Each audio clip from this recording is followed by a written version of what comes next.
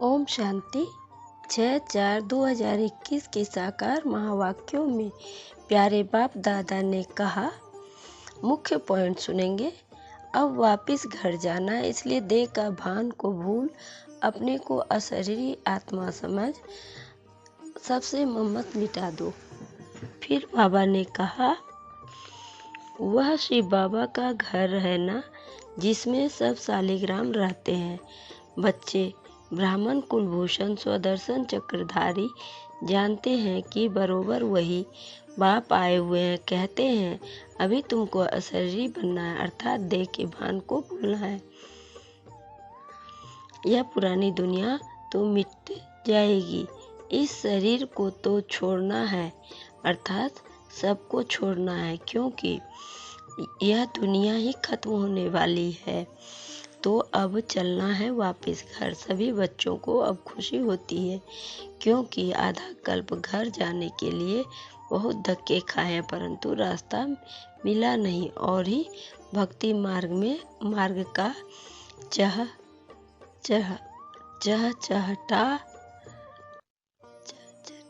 चहचटा मन दिखावा देख, चहचटा का मन दिखावा देख मनुष्य फंस पड़ते हैं।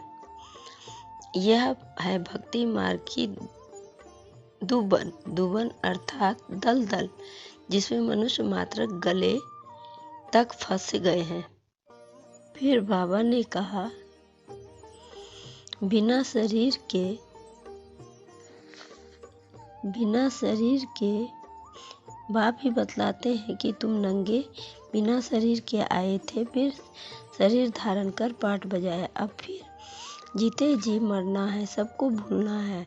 बाप आकर मरना सिखलाते हैं, कहते हैं अपने को और अपने घर को याद करो, खूब पुरुषार्थ करो। योग में रहने से पाप नाश होंगे, फिर आत्मा सतोप्रधान तमोप्रधान से सतोप्रधान बन जाएगी। इसलिए बाप राय देते हैं, कल्प पहले भी कहा था कि देह के सब संबंध को छोड़ मामेकम याद करो।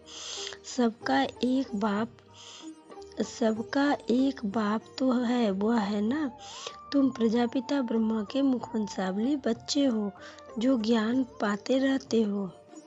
शिव बाबा के तो हो ही, यह तो सबको निश्चय है।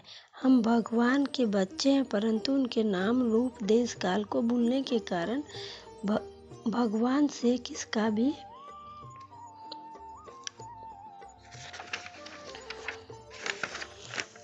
भी इतना लव नहीं रहता है कि इसको दोष नहीं देते।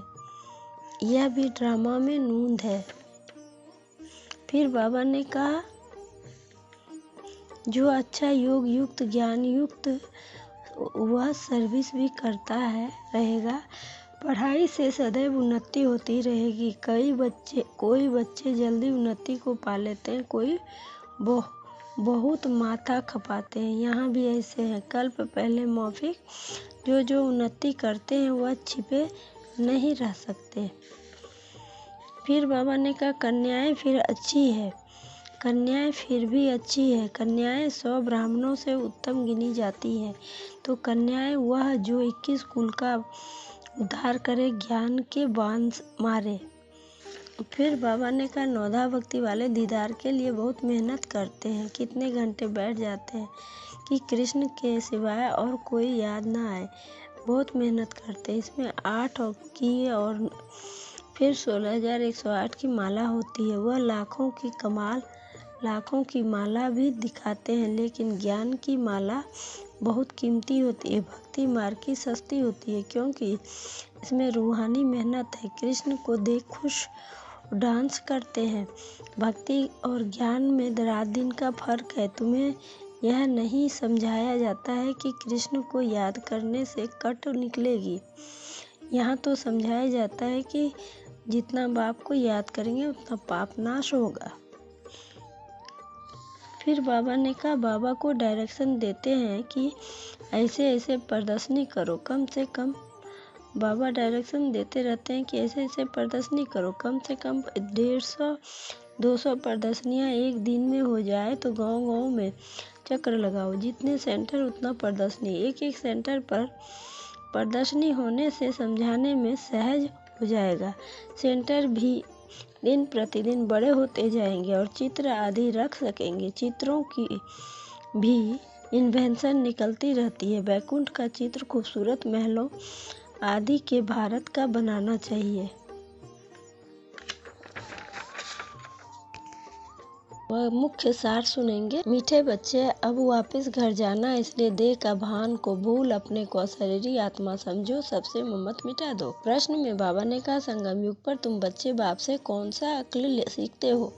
उत्तर में बाबा ने कहा, तमो प्रधान से सतो प्रधान कैसे बने, अपनी तकदीर ऊंची कैसे बनाए, यह अक्ल अभी ही तुम सीखते हो। जो जितना योग युक्त ज्ञान युक्त बने हैं उनकी उतनी उन्नति होती रहती है। उन्नति करने वाले बच्चे कभी छिप नहीं सकते। बाप हर एक बच्चों की एक्ट से समझते हैं कि कौन सा बच्चा अपनी ऊंची तकदीर बना रहा है।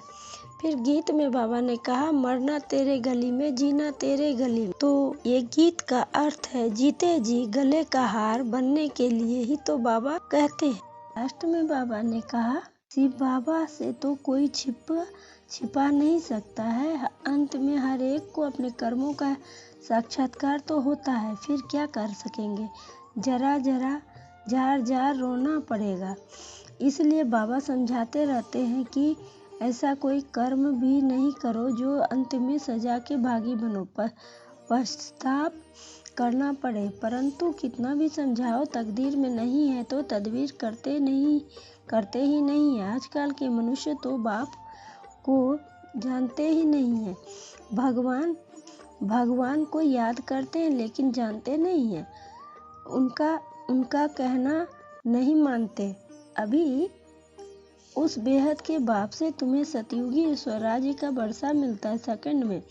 शिव बाबा का नाम तो सभी पसंद करते हैं ना। बच्चे जानते हैं कि उस बेहद के बाप से स्वर्ग का वर्षा मिल रहा है। अच्छा मीठे मीठे सिकिल अदेव बच्चों प्रति माता पिता बाप दादा का याद प्यार और गुड मॉर्निंग। रूहानी बाप की रूहानी बच्चों को नमस्ते। हम रूहानी बच्चों की रूहानी बाप दादा को याद प्यार और गुड मॉर्निंग और नमस्ते। सदा रहो हंसते, बन जाओ फरिश्ते, चलते रहो परम धाम के रास्ते। शुक्रिया बाबा पदम शुक्रिया बाबा।